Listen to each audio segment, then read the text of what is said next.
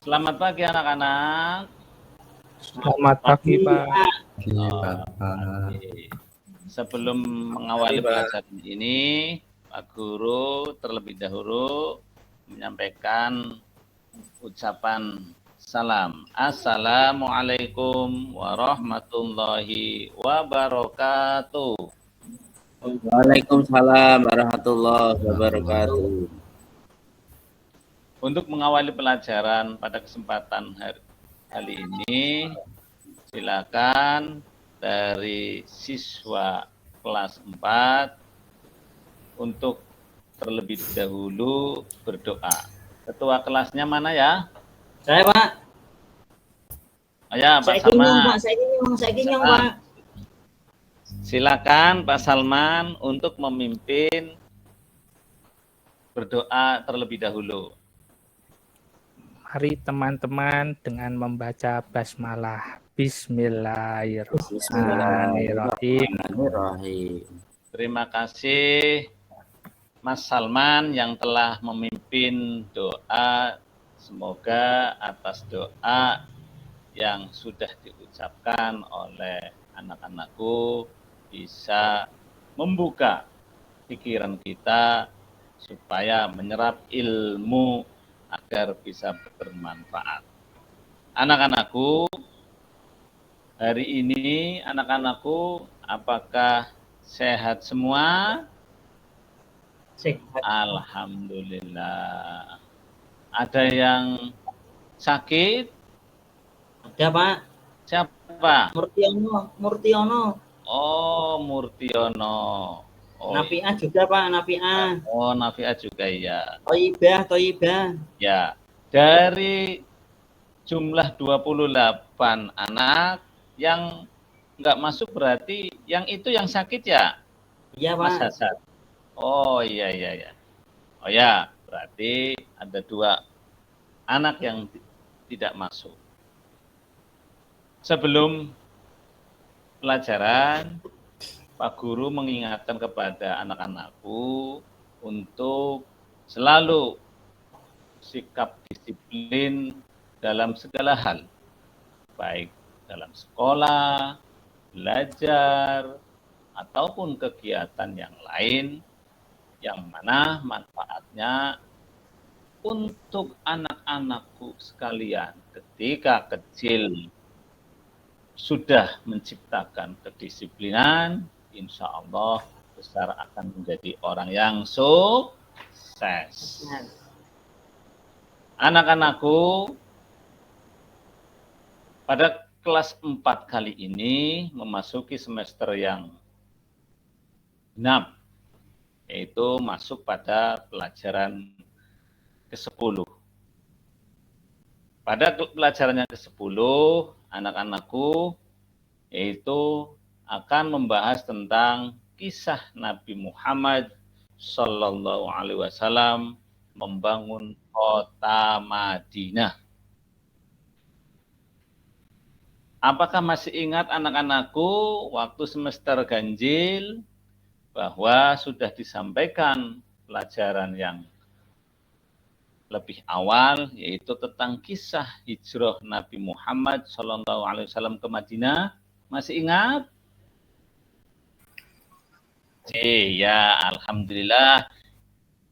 Sedikit-sedikit masih ya anak-anakku. Ya, untuk itu pada kesempatan kali ini Pak Guru akan menyampaikan beberapa kisah Nabi Muhammad Sallallahu Alaihi Wasallam membangun kota Madinah setelah hijrah. Apa saja sih itu? Untuk terlebih dahulu, Pak Guru akan menyampaikan tujuan pembelajaran. Tujuan pembelajaran yang pertama, menceritakan kisah Nabi Muhammad SAW membangun kota Madinah yang utamanya itu menggalang kerukunan. Nanti Pak Guru ada beberapa kisah Nabi Muhammad SAW membangun kota Madinah itu ada 3, yaitu pertama membangun masjid, ya, menjalin ukhuwah dan menggalang kerukunan. Kali ini Pak Guru akan menitik beratkan pada yang ketiga, yaitu menggalang kerukunan dengan baik. Untuk itu Pak Guru tadi sudah menyampaikan tujuan pembelajaran yang pertama. Yang kedua, membuat paparan mengenai kisah Nabi Muhammad SAW membangun kota Madinah dengan mempersaudarakan umat, yaitu menggalang kerukunan dengan baik. Itu tujuan pembelajaran anak-anakku dari kisah Nabi Muhammad SAW membangun kota Madinah. Adapun asesmen yang Pak Guru sampaikan nanti, yaitu diantaranya ada 3. Apa itu? Keragaman kota Madinah pada masa Rasulullah. Di Madinah itu ada beberapa suku agama yang beragam. Yang kedua, Rasulullah menggalang kerukunan dari beberapa suku dan ras dan agama. Rasulullah mencoba untuk menggalang kerukunan. Apakah anak-anakku senang dengan hidup rukun? Senang, Pak.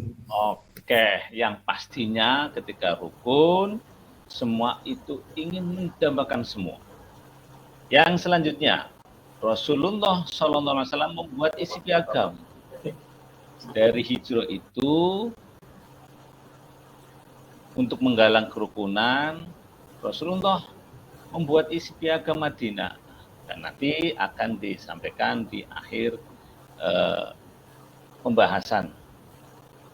Selanjutnya, dari kisah Nabi Muhammad SAW membangun kota Madinah ada 3. Yang pertama, tadi sudah di awal disampaikan bahwa yang pertama membangun masjid. Masjid yang pertama yang dibangun oleh Rasulullah di kota Madinah yaitu yang dinamai Masjid Nabawi, yang sekarang kalau anak-anak haji atau umroh ke Masjid Nabawi luar biasa megahnya. Dan di situ ada beberapa makam. Salah satunya makam Rasulullah dan para sahabatnya yang ada di situ. Dan sampai sekarang pun masjid itu ada. Dan masjid itu dulu dibangun oleh Rasulullah bukan hanya sekedar masjid, tapi untuk menggalang musyawarah dan menentukan bagaimana Islam ke depan. Yang kedua, gambar apa itu anak-anakku? Mungkin paham. Pak Mantenan, Pak. Mantenan. Kurang tepat. Oh, ya. Itu gambar kalau orang Jawa itu bojongan. Pindah tempat. Artinya, pada gambar itu menjelaskan tentang menjalin ukhuwah atau persaudaraan. Ya, yang mana di Madinah itu setelah Nabi Muhammad hijrah ke Madinah, yang terkenal bahwa orang Madinah itu dinamai dengan kaum Ansor. Dan orang yang hijrah ke Madinah dinamakan kaum Muhajirin. Ya. Itu terdiri beberapa suku. Suku Aus dan suku Khazraj yang menolong kaum Muhajirin. Untuk itu, dari beberapa suku dan agama, Rasulullah mencoba untuk menjalin ukhuwah. Di antaranya antara pernikahan dari kaum Muslim Ansor dan kaum Muslim Muhajirin. dan menyatukan agar dari kaum Ansor dan kaum Muhajirin bisa bersaudara meskipun tidak sedarah. Rasulullah mencoba itu. Tuh. Yang ketiga, titik poin pada kali ini yaitu menggalang kerukunan. Rasulullah menciptakan kerukunan antar penduduk Madinah yang beragam, mulai dari suku, agama. Sukunya tadi ada suku Aus, suku Hajrot, ya, dan lain sebagainya. Banyak. Untuk itu, Rasulullah itu mencoba agar dari beberapa suku dan agama agar hidup rukun. Coba lihat gambarnya. Itu ada yang berpakaian jilbab, berpecinan, dan pakaian itu yang merah apa? Ayo anak-anakku mungkin tahu. Ija, orang Tionghoa. Ya, iya. Dan yang pakai enggrang itu ada yang pakaian adat Sumatera kan? Ya, berarti menggalang kerukunan itu penting. Karena Rasulullah itu ketika hijrah ke Madinah agar kaum Ansor dan kaum Muhajirin dan kaum Yahudi atau kaum musyrik agar tidak ada benturan. Maka Rasulullah menciptakan, menggalang kerukunan sehingga terhindar dari penganiayaan dan yang tidak diinginkan oleh kaum Ansor. Sehingga dari menggalang kerukunan ini dapat dipetik dan bisa diterapkan di Indonesia. Ternyata dari isi piagam Madinah itu yang menggalang kerukunan Rasulullah yang diciptakan itu ada beberapa poin. Ya, di antaranya Rasulullah itu menetapkan adanya kebebasan beragama, kebebasan menyatakan pendapat. Itu isi piagam Madinah. Tentang keselamatan harta benda dan larangan orang melakukan kejahatan. Itu dikenakan bukan hanya orang Islam, tapi seluruh masyarakat yang ada di kota Madinah, terutama orang musyrik yang selalu agar piagam Madinah ini bisa diciptakan dan dilaksanakan bersama-sama supaya tercipta kerukunan di antara suku dan agama. Oleh karena itu, kiranya pas pada kesempatan kali ini anak-anakku bahwa Indonesia mungkin dari gambar yang ada, silakan itu ada agama yang ada petanya ini, silakan. Orang Islam, orang Kristen, ya, ada budaya Dayak, Jawa, nah, terus apa, pakaian dan lain sebagainya. Itu Indonesia itu sangat beragam, mulai dari suku, bahasa, etnis dan lain sebagainya. Dari pelajaran itu ternyata Indonesia itu lebih kompleks dan majemuk, sehingga dari para pendahulu kita, yaitu para pahlawan, sudah menciptakan, memiliki satu semboyan, yaitu Bhinneka Tunggal Ika. Artinya walaupun berbeda-beda, tetapi satu juga, dan negara kita juga memiliki Pancasila. Sudah hafal anak-anakku Pancasila? Coba Pak Hasan, Mas Hasan. Sila pertama, ayo. Pancasila, ketuhanan yang Maha Esa, Pak. Oke, pinter. Pak Udin, Mas Udin. Yang kedua. Sila keberapa, Pak? Kedua. 2. Kemanusiaan yang adil dan beradab. Bagus, pinter. Berarti anak-anakku bisa menghayati ketika pelajaran umum disatukan dengan pelajaran agama. Oke, mantap sekali anak-anakku. Untuk itu, mari kerukunan ini kita ciptakan, kita gelorakan, kita pertahankan di negara kita, utamanya agar tercipta bangsa yang makmur, tidak ada gesekan antara suku, bahasa, dan agama. Oleh karena itu, kita bersyukur utamanya kepada Allah yang telah membimbing kita, negara kita, untuk menjadi negara yang makmur sampai hari ini.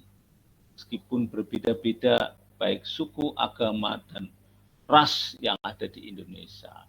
Mungkin dari satu kelas ini ada ayahnya yang orang Batak, ada enggak?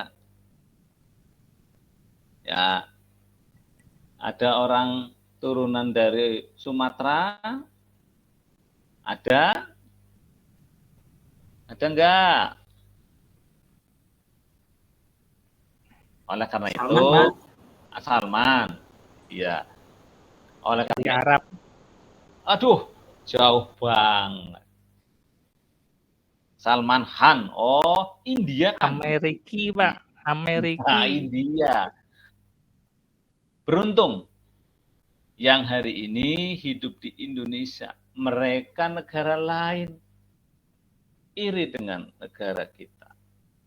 Yang mana para pahlawan kita menaruh fondasi yang kuat kepada negara Indonesia.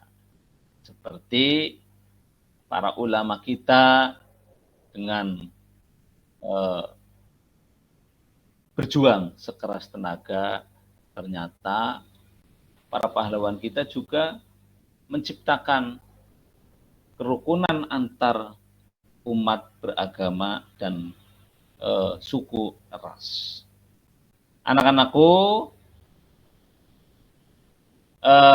nanti kita masuk di tugas anak-anakku, nanti kita akan belajar kelompok. Tadi yang Pak Guru sampaikan agar bisa dibahas bersama. Ada 3 kelompok. Kelompok pertama, ketuanya Pak Topik, monggo ini kertasnya. Ya. Kelompok kedua, Pak Mas Mukhtar Hudori ini. Iya, Pak. Iya. Kelompok ketiga yaitu Mas Hasan. Ya, coba lihat yang Pak Guru tampilkan. Gambarnya apa itu? Tadi yang sudah diceritakan. Ya, nanti dirembuk bareng supaya menemukan pengalaman kalian melakukan kegiatan bersama sahabat yang berbeda suku dan agama.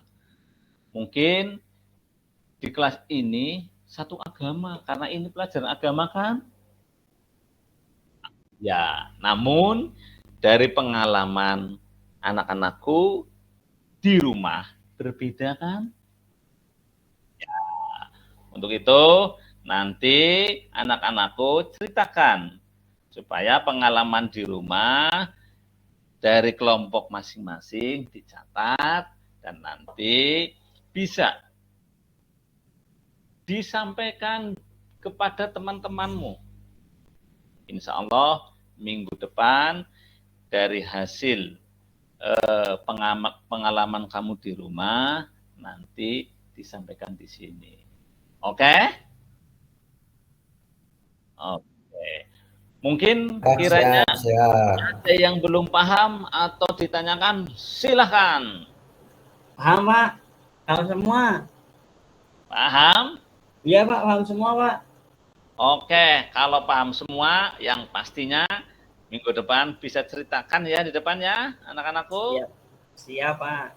Oke, mantap sekali. Pak Guru bangga dengan kalian semua, anak-anak yang cerdas, yang bisa membanggakan Pak Guru dan utamanya kepada orang tua. Ya, untuk itu Pak Guru mohon maaf kiranya waktu yang mepet ya. Dan Pak Guru akhiri pelajaran atau pertemuan kali ini. Insya Allah ketemu minggu depan. Pak Guru akhiri. Assalamualaikum warahmatullahi wabarakatuh. Waalaikumsalam. Warahmatullahi